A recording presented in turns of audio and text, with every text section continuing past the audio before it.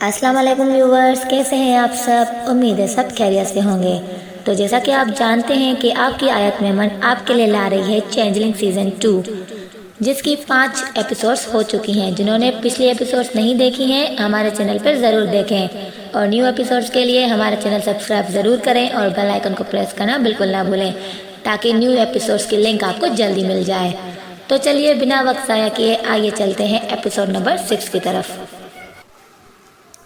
میری آواز پر فیاض اور مہدی نے پلٹ کر اس جانب دیکھا جہاں عثمان بیٹھا تھا۔ وہ جگہ اب خالی تھی۔ تبھی مجھے فرش پر خون کے قطرے محسوس ہوئے۔ میں نے فوراً فیاض سے ٹارچ لی اور چھت کی جانب روشنی کی۔ عثمان کا جسم اوپر پنکھے سے جھول رہا تھا۔ اس کے گلے میں رسی تھی، زبان باہر نکلی ہوئی تھی اور منہ سے خون بہہ رہا تھا۔ ہم تینوں سکتے کے عالم میں کھڑے ہو گئے۔ کوئی بھی نہیں بولا۔ تبھی مجھے محسوس ہوا جیسے میرے پیچھے کوئی کھڑا ہے۔ میں خوف کے مارے پلٹا اور اس جانب ٹارچ کا رخ کیا۔ مجھے لگا جیسے کوئی سایہ وہاں سے بھاگا ہو۔ کون تھا؟ فیاض نے میری طرف دیکھا۔ معلوم نہیں۔ اب کیا کریں؟ مہدی بولا۔ لاش کو نیچے اتارنا ہے، میں بولا۔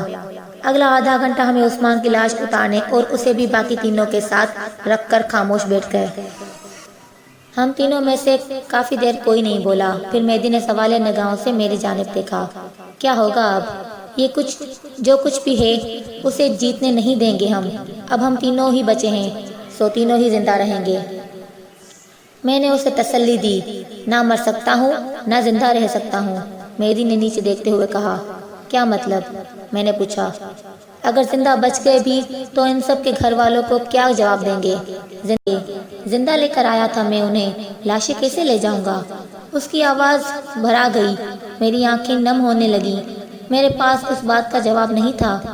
اس کے کندھے پر ہاتھ رکھا اور بولا، پہلے تو اب ہمیں اپنی بقا کی جنگ لڑنی ہے، پھر بعد میں دیکھیں گے باقی باتیں۔ ایک بات تو بتاؤ، مہدی نے کہا۔ کیا بات؟ تم نے اپنی بہن یعنی روشنی کو دیکھا ہوا تھا؟ ہاں، جب زندہ تھے تب تو میں بہت چھوٹا تھا، بعد میں تصویروں میں دیکھا، بابا، ماں اور روشنی تینوں کو۔ تم کیوں پوچھ رہے ہو؟ ویسے ہی، میں جانتا تھا وہ محض اپنا خیال بٹانا چاہتا تھا۔ شاہ جی، بہتر ہوگا وقت ضائع کیے بغیر ڈائری پڑھ لی جائے، شاید کوئی حل نکل آئے، فیاض بولا۔ ہاں، یہ صحیح کہہ رہا ہے، مہدی نے اس کی تائید کی۔ میں نے باری باری دونوں کو دیکھا اور پھر اثبات میں سر ہلا کر ڈائری کھول لی۔ اسی رات میں نے ایک فیصلہ کیا، کسی بھی صورت میں اپنے خاندان کو اس مخلوق کا شکار ہوتے نہیں دیکھ سکتا تھا۔ سو صبح ہوتے ہی میں چپ چاپ شہر پہنچ گیا۔ میں چینجلنگ پر لکھا گیا اب تک کا تمام مواد اکٹھا کرنا چاہتا تھا، سو سب سے پہلے پبلک لائبریری پہنچا۔ 2-2.5 گھنٹوں کی کھپت کے بعد میرے ہاتھ میں چند پیپرز پر مشتمل مواد تھا۔ پھر میں ایسے موضوعات یا پھر پیرانارمل سائنس کی کسی ماہر کی تلاش میں سرگرداں ہو گیا۔ کافی کوشش کے بعد میرے سامنے فیض صاحب کا نام آیا۔ ان سے فون پر رابطہ کرنے کی کوشش کی، وہ گھر پر نہیں تھے۔ شام میں دوبارہ رابطہ کیا تو وہ مل گئے۔ میں نے تمام واقعات منوعاً انہیں بتا دیے۔ میں نے بیروز والا واقعہ سنا تھا، لیکن اب کیونکہ میں یہ سب چھوڑ چکا ہوں تو توجہ نہیں دی۔ تاہم شکوے شبہات باقی تھے۔ پہلے میں سمجھا تھا کہ چینجلنگ محض یورپی کہانیوں کا حصہ ہے، محض افسانوی کردار۔ تاہم آج آپ نے جو واقعات بتائے اس کے بعد حیران ہوں میں۔ وہ بولے، آپ پلیز میری مدد کریں۔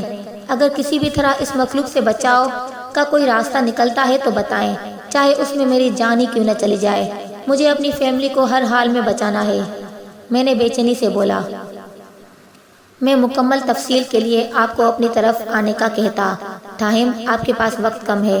وہ بولے، جی بالکل ایسا ہی ہے، وقت ہی تو نہیں ہے میرے پاس۔ میں بولا، چلے پھر جو کچھ میں کہہ رہا ہوں وہ غور سے سنیں۔ جی میں متوجہ ہوں، میں بولا۔ جہاں تک میں نے اس مخلوق کے بارے میں پڑھا ہے، ریسرچ کی ہے، اس کا ذکر محض یورپی لوک کہانیوں میں ہی ملتا ہے۔ ایشیائی کہانیوں میں اس کا وجود نہ ہونے کے برابر ہے۔ اسی لیے اس کے حل کے لیے اسی کا حوالہ دینا پڑے گا۔ سب سے پہلے تو آپ کو اپنی فیملی کو محفوظ کرنا ہوگا، کیونکہ عین ممکن ہے کہ اس سے چھٹکارا پاتے پاتے کہیں بہت دیر نہ ہو جائے۔ وہ تھوڑی دیر کے لیے خاموش ہوئے۔ جی بولیں، کس طرح؟ کیونکہ یہ انسانی حالت میں ہی نظر آتی ہے، یعنی کہ اس دنیا میں اس کی بقا کا واحد راستہ انسانی وجود کی تصفیہ بھی ہے۔ اسی لیے اس تمام انسانی تقاضے بھی پورے کرنے پڑتے ہیں۔ مثال کے طور پر کھانا پینا، سونا وغیرہ۔ عموماً یہ انتہائی ہوشیار ہے۔ یوں سمجھیں کہ ایک آنکھ بند تو دوسری کھلی۔ اب کیونکہ یہ آپ سے متعلقہ ہر شخص کو مارنا چاہتی ہے، ہر وہ شخص جس سے آپ کے ذریعے اس کا واسطہ پڑے، سو اس کا اگلا شکار آپ کی بیوی، بیٹا یا والد ہو سکتے ہیں۔ ان کو بچانے کا ایک ہی راستہ ہے، اور وہ بھی انتہائی مبہم۔ آپ اپنے گھر والوں کو اس طرح اس حویلی سے نکالیں کہ اس کو خبر بھی نہ ہو۔ یہ کیسے ممکن ہے؟ میں نے بولا۔ آج رات گھر جاتے ہی کسی بھی طرح آپ اس کو اپنے ساتھ اپنے گھر سے کئی میل دور لے کر جائیں۔ آرام سے ہرگز نہیں جائیں گی، لیکن اس لیے زور زبردستی، اور یہی صرف آپ ہی کر سکتے ہیں، کیونکہ یہ آپ کو اس وقت تک نہیں مارے گی جب تک آپ کی نظروں کے سامنے آپ کے خاندان کو ختم نہ کر دے۔ اپنے گھر والوں کو آگاہ کر دیں کہ جیسے ہی آپ کو اس مخلوق کے ساتھ باہر نکلے آدھے گھنٹے سے اوپر ہو، وہ سب گاؤں سے نکل جائیں اور دور میل کسی ایسی جگہ پہنچ جائیں جہاں آپ کبھی نہ گئے ہوں۔ اب یہ طریقہ کارگر ہے کہ نہیں، اس بات کا گارنٹی میں نہیں دے سکتا، تاہم اس وقت واحد طریقہ یہی ہے۔ وہ خاموش ہو گئے۔ اور اس کے بعد کیا اس سے چھٹکارا پانا ممکن ہے؟ میں نے پوچھا۔ اگر آپ اسے زندہ جلا دیں تو کہانیوں کے مطابق اسی صورت میں چھٹکارا پایا جا سکتا ہے۔ ان کے ساتھ مزید کچھ باتیں کلیئر کرنے کے بعد میں نے شکریہ کہہ کر رابطہ منعقد کر دیا۔ پھر میں نے ادھر ہی بیٹھ کر ان تمام نوٹس کا بغور مطالعہ کیا تو ان میں سے اور فیض صاحب کی باتوں میں کچھ فرق نہ تھا۔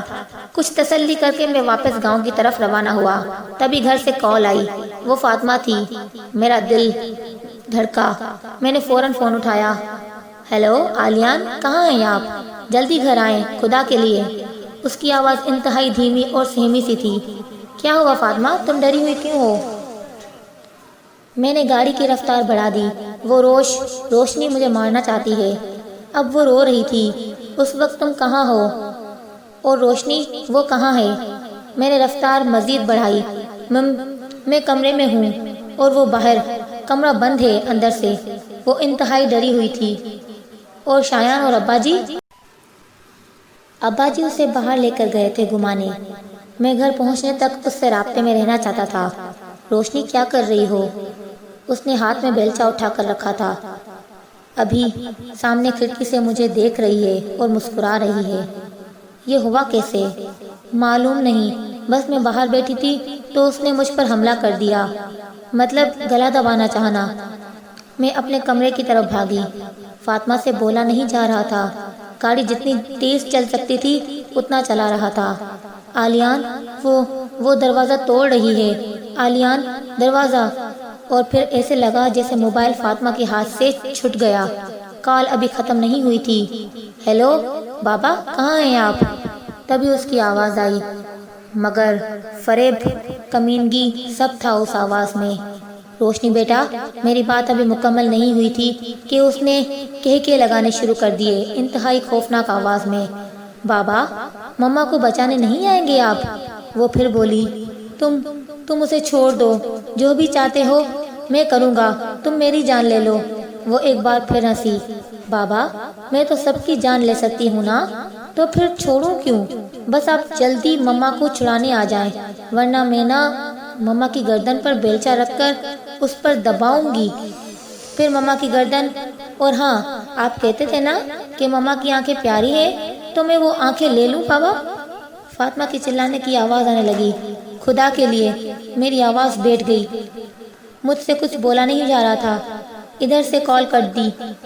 میں نے پاگلوں کی طرح چلانا شروع کر دیا۔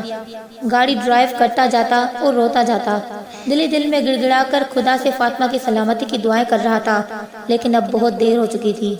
جب حویلی پہنچا تو وہاں پر سارے ملازم اور کچھ اور لوگ جمع تھے۔ میں دیوانے وار لوگوں کے درمیان سے دوڑتا ہوا آگے بڑھ رہا تھا۔ آخر میں ابا جی برآمدے کی سیڑھیوں پہ سر جھکائے ہوئے بیٹھے تھے۔ شایان ان کی گود میں تھا۔ ابا جی، کیا ہوا ہے؟ میں چلایا۔ انہوں نے خاموش نگاہوں سے مجھے دیکھا۔ ان کی آنکھوں میں بلا کا قرب تھا۔ ابا جی، فاطمہ کہاں ہے؟ میں چلایا۔ انہوں نے نفی میں سر ہلایا اور ساتھ ہی 2-3 موٹے موٹے آنسو ان کی آنکھوں سے بہہ نکلے۔ مجھے ایسے لگا جیسے پاؤں تلے سے زمین کھسک گئی ہو۔ فاطمہ جا چکی تھی، میری وفادار شریکی حیات، جس نے ہر اچھے برے وقت میں میرا ساتھ دیا تھا، وہ جا چکی تھی۔ میں کافی دیر سکتے کے عالم میں کھڑا رہا، پھر میری نظر ابا جی کی گود میں بیٹھے شایان پر پڑی۔ آلیان، میں سوچتی تھی کہ جب روشنی رخصت ہو جائے گی تو ہم دونوں تو اکیلے رہ جائیں گے۔ ہاں اکیلے، وہ بھی بڑھاپے میں۔ شکر ہے اللہ نے شایان دے دیا ہمیں، ورنہ سوچو ذرا، آج سے 30-35 سال بعد ہم دونوں بوڑھے کیسے اکیلے رہ رہے ہوتے۔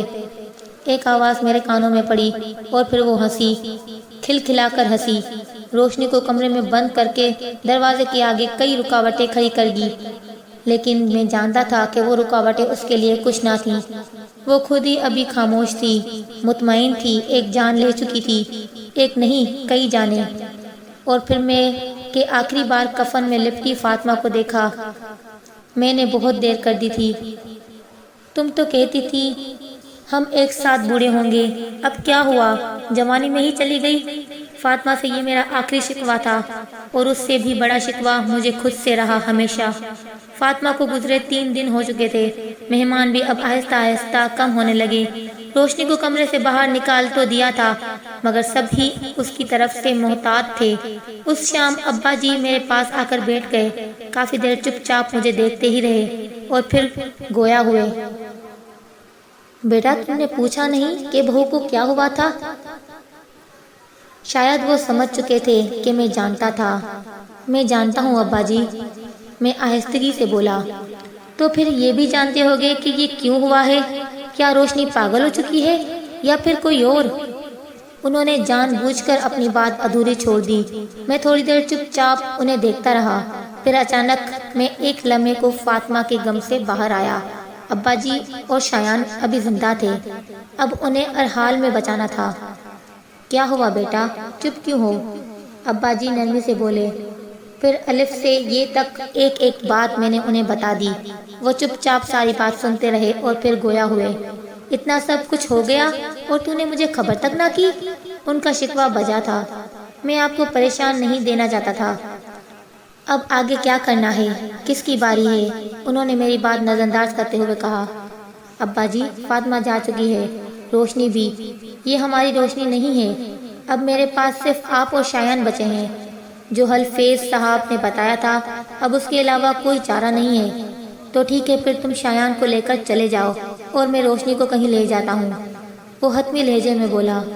ایسا ممکن نہیں ابا جی، میں نہیں جا سکتا کہیں بھی، اور نہ ہی روشنی آپ کے ساتھ جائے گی، میں نے کہا۔ تو برخوردار، تم چاہتے ہو کہ تمہارا بیٹا بچ جائے اور میرا بیٹا، اس کا کیا ہوگا؟ ابا جی نے بغور مجھے دیکھا۔ مجھے کچھ نہیں ہوگا، آپ بس دیر نہ کریں، آج ہی جائیں۔ بڑی مشکل سے ابا جی کو راضی کرنے کے بعد میں اٹھا اور اس کمرے کی جانب بڑھا جہاں روشنی بیٹھی تھی۔ تو کیا ہوگا آگے ویورز؟ کیا ابا جی اور شایان بچ جائیں گے؟ کیا فیض صاحب کا حل جو اس نے بتایا وہ کام کرے گا؟ آخر کیا ہوگا آگے اس کہانی میں؟ یہ جاننے کے لیے ہمارے ساتھ جڑے رہیے اور دیکھتے رہیے چینجلنگ سیزن 2۔